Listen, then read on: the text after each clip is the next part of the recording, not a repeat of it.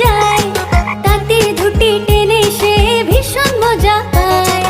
এক গোলা ব্যাঙ বেজা দুষ্টু তাঁতির পিছে যায়, তাঁতির ধুতি টেনে সে ভীষণ মজা পায়।